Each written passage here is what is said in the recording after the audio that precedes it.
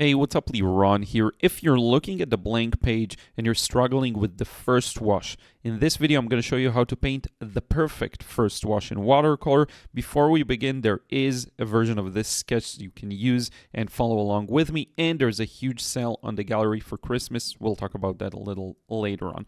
But what you see me doing here is starting with this guy's cap, and I'm extending the cap over to the background. Now, this is a fun part for me when we talk about a first wash. I like to take my time. So I'm using very wet paint to begin with, which allows me more and more time, which we previously discussed, more water, more time. It allows me a lot more time to see what's going on paper, carefully observe it, and slowly edit it to my liking. So I'm starting with kind of a gray, but I'm slowly, you saw me introducing a bit of warmth up there, a little warmth up to the top corner, because there are trees there in the green. What it actually has underneath it is yellow. I want a bright yellow here, so I'm really bringing out a strong yellow. I'm going to add a bit more of an orangey yellow to it. You can see all the colors I'm using. I will put it in the description box below together with the reference photo, the sketch stage, everything. You'll have it available to you below.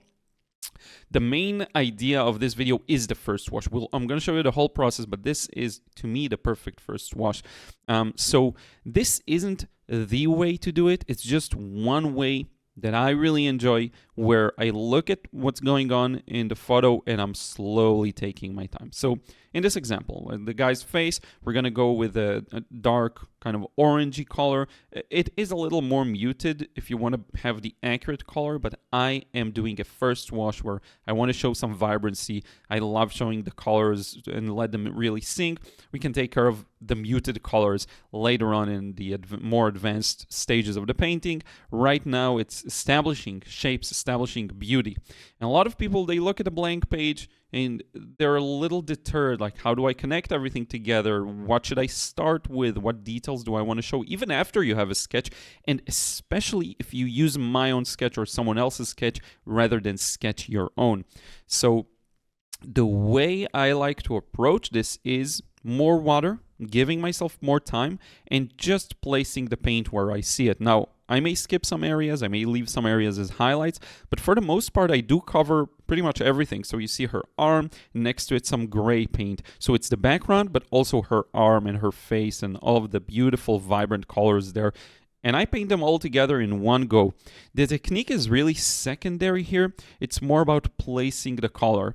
There is the very basics of, mixing the color on the palette and making sure, and I will show a bit of that, but what's really more important here is, if you want to give yourself more time, start wet. Start wet, and you can always gradually turn it a little darker and a little darker.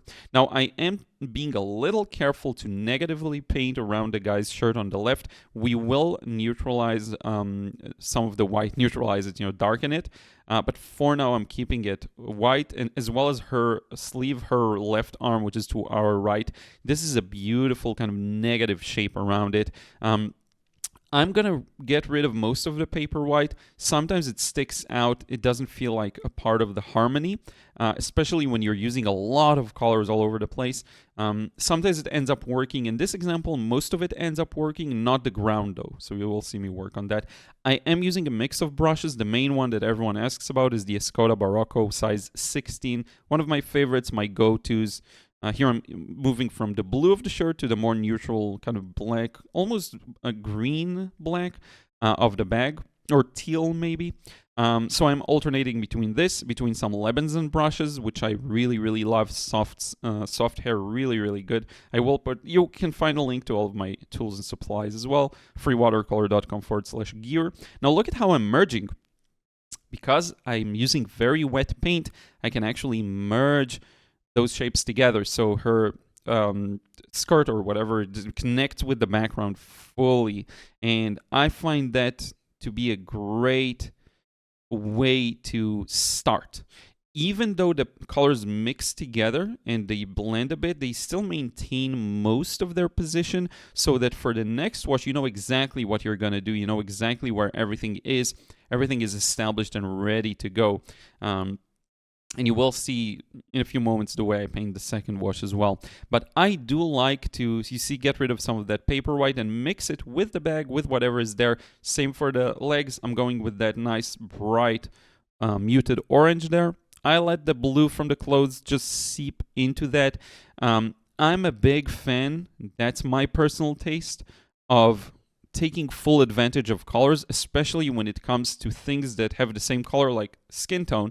On a given person, of course, there's a variety of the skin tones, but on a given person, I don't want to just use an orange brown and then an orange brown to darken to create shadows. I don't want to shade with the same exact color, because our skin tones are very much affected by the environment. Even on her leg there, her left to our side, left leg, but it's her right leg. You see there's a bit of muted blue almost reflected on the leg, which creates some beautiful shadows. So I always like to take advantage of that. Here's another example. The shirt is, I would say it's kind of a gray-white light shirt, but the shadows on the shoulder, it looks a little blue, and under the collar. But if you move down a bit, the part under his stomach is facing down to the floor. So what you end up with is a shadow that's a little warmer, right on the bottom there. So I'm starting a bit cooler, but then gradually turning it into gray. When you turn a cool into a gray, it tends to look warm. When you turn a warm into a gray, it tends to look cool. Why? Because it's all relative. A lot of these things are relative. The way you perceive a color is relative to the environment. Now, you're going to see me in a second lift there, because I really want to preserve that highlight on the shirt. I think it looks wonderful. Or maybe it happens in the next wash. I honestly don't remember. What I do remember is this wash was done fully Zen mode, really in the moment. It's going to take up half of this video, because I really want to show you how, look at how much water I'm bringing in. Just bringing in this much water and really fearlessly allowing it to touch the shadows, because I felt like I want to mute down some of that, again, paper white. Just letting it touch everything. First wash, here we go, we just lifted. You can still make mistakes. You can always make mistakes, but especially in these early stages. I started with a bit of red, by the way, and now I'm introducing more of an orange to balance it out. It was a little too red-pink. This felt out of place. So the first wash is the time to let things flow together. Look at how well we can still read this scene, even though there's not much there. But these colors, even without values, and that's a big point, values is not the only way to create contrast, and that's some advanced tip right there. I mean, you can take it whichever way you want, right? I'm a big fan of values, but you don't always have to use values to make contrast. You can use color temperatures and hue, which means the actual color. So in this example, look at the arm, and then it switches over to a beautiful neutral kind of purpley. So you get cool and warm secondary colors, essentially. So orange and purple or violet. The only thing that we really don't have here is a green. Now, my one kind of qualm with this first wash is just the darkness I'm going to add in a second feels a little out of place. I probably used the color that skewed the harmony off. But look at how I'm painting the blue for the jeans, and I'm going to let that fully mix with the background. I'm going to let it fully bleed into the sneakers, everything together. This is the opportunity to do a lot of that. And the key, the thing under everything here, that you see, the thing that enables you to do all of that is the use of wet paint, the use of plenty of water. Really don't be scared to use those water if that's something you want, if you want to give yourself more time. Some people have different opposing problems. Some people just use a lot of water, never end up darkening. Here it is, blending all together. Some people do the other thing and they just go with dry paint, fully dark. None of these are mistakes. By the way, the only issue arises when you don't get the result you want. That's when you can take a look at what you're doing and figure out, okay, this isn't really the way I want it to look. And if you keep making the same actions over and over again, you'll get the same result. And sometimes it takes a while of awareness to break the loop. But once you do, it's going to get much, much easier. Here's the color that sticks out a bit. Should have probably used more of a cobalt blue, rather than this muted, I don't know, phthalo thing that has maybe a bit of yellow in it too. It's a bit too green for my taste. Not the end of the world. I did want, this is pretty much the only serious wet and wet detail here. I did want the jeans to go a little darker already in this first wash. Now the ground, right? It's not white. Look at it. It's a warm, neutral gray. So it was really important for me to include it now. And look at it again, even though some parts started to dry, that is fine. That is the first wash. That's when you can come back with paint, even a few moments after it dried. Look at her legs, fully dried. Who cares? I just paint right next to them. That's okay. All of these white sparkly bits, they're fine too. You know, sometimes they drive me crazy. This time I like them, so I just left them there. The only real white I left in this layer is the background, which we will get rid of later on, as you might suspect, because it just isn't white, you know, and it does throw off the value perception.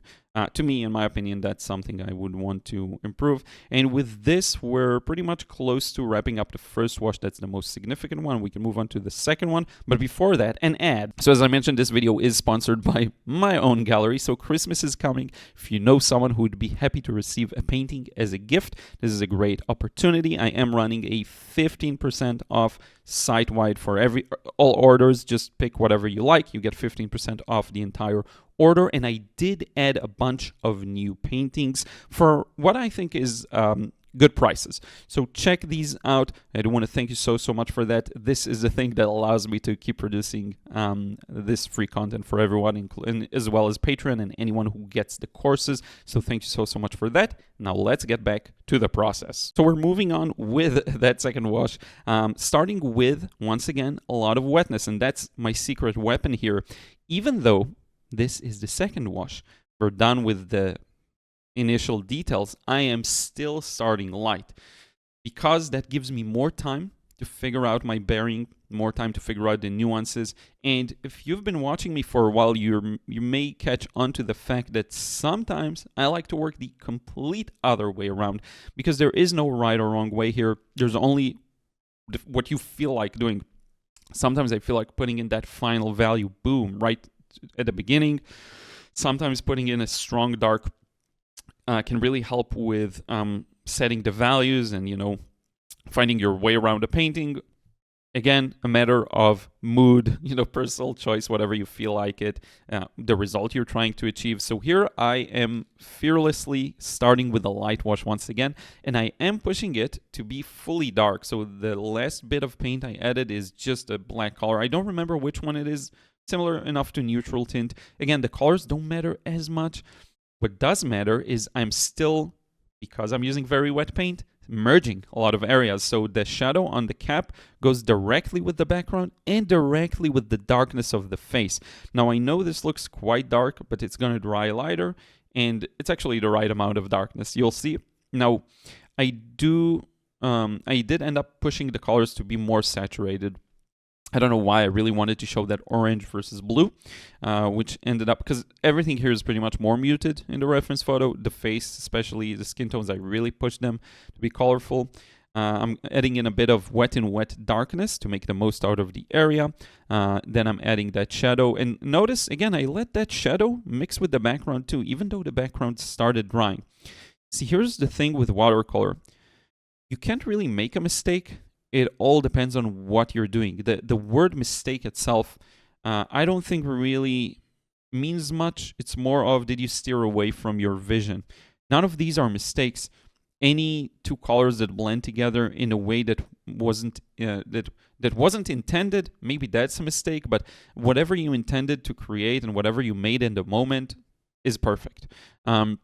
Now we are gonna go a little faster on that second wash because the first one is the main highlight of the show here. But I do want to show you some kind of bits and pieces of it. Once again, that beautiful contrast of oranges and blues, and then with the shadow in the background going a little more gray and still allowing a lot of the shapes to merge together. I'm painting around the jeans, and then I'm going to go back into the jeans and add the blue for them and let that touch the background as well. Now, you may be looking at this and wondering, and very understandable if you do, like how do things stay wet for so long? And sometimes I watch other people paint, and I do wonder how. In this example, if I see someone paint like this, I can tell it's just I am still using a lot of water in the beginning. you know, there could be an argument made. Why even start light? Just go with the final value you want. But I do find that if you still want to maintain flow, if you do start lighter and push it to be darker and darker and darker, you'll end up with the same darkness. You do have to push it a little darker because it's wet and wet, but you'll end up with the same darkness and the better flow. That's what I found in my personal experience. Experiment, find what works for you. This is the face. I'm pushing it a little lighter, but I cut out some of the mixing, so maybe it isn't as clear, but sometimes I come back with water. This is a beautiful cobalty blue. I'm mixing it between the more muted ultramarines and phthalos and the stronger cobalt to show the different nuances of the shirt, the skirt, everything there. I'm going with a bit of a stronger ultramarine. I got this accidental bit and I left it there because I thought it looked really cool, that sliver of a line there. One thing I think I cut out in editing is blending. So I'm going to drop a line and then I'm going to blend it. You won't see it. Sorry about that, but I came back with some water just to smoothen it out a bit. And while it's still wet, I'm still putting in some details in the shadow. Very similar to the process with the two women I showed you. Pre-wetting this leg so that I get a sharp edge up top, but a smooth edge down below. This is something you've seen me do plenty of times. I don't always pre-wet to create a soft edge, but sometimes I do.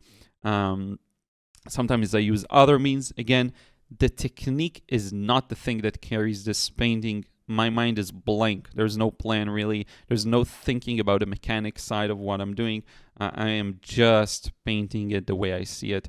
Now, again, some experience plays into the ability to execute upon your vision, but make no mistake, at the end of the day, it's your vision that counts more. I think the techniques are almost just a byproduct of the thing you're trying to achieve. And I do get the occasional comment of, first beginners need to focus on fundamentals and techniques and all of that, and only then can they afford to just go with the flow.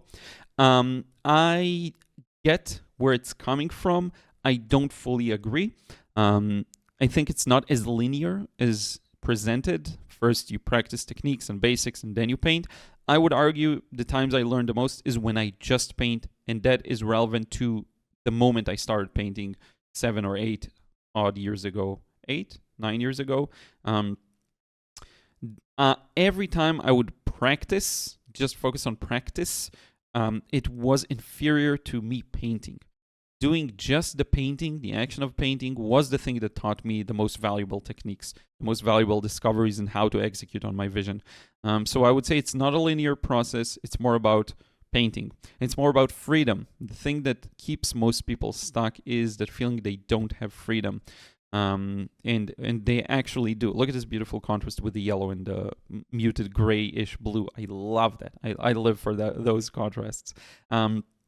And I do want to mention the frustration-free watercolor course, because that's exactly the thing that a lot of people are missing.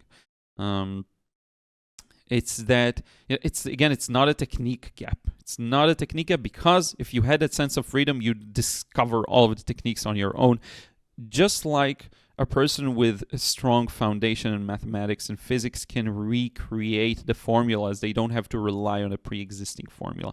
Let's get rid of that white on the ground there. But I think that's a great analogy. Again, if you're very technically oriented, if you have done basic ground level knowledge, you can build the formulas on your own like my dad does. And if you don't, like me, you remember the formula. But for painting, I do what my dad does for math and physics and everything like that.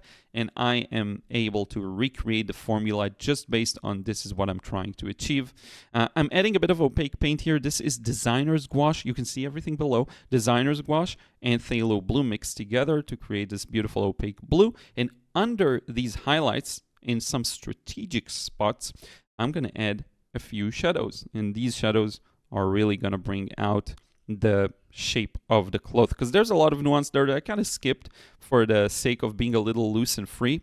It could be interesting to do another more maybe realistic or accurate or detail-oriented take, but this is the end result. Really, really hope you enjoyed this one. I want to give you a good view of it.